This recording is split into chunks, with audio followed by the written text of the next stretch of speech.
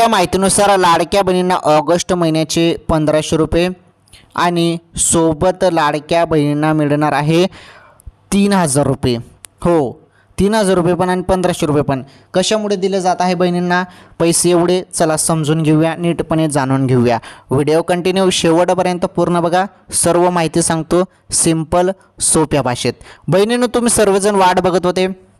पहिले तुम्ही सर्वांनी वाट बघितली जुलैच्या हप्त्याची आणि अखेर जुलैचा हप्ता सर्व लाडक्या बहिणींच्या खात्यामध्ये जमा करण्यात आलेला आहे.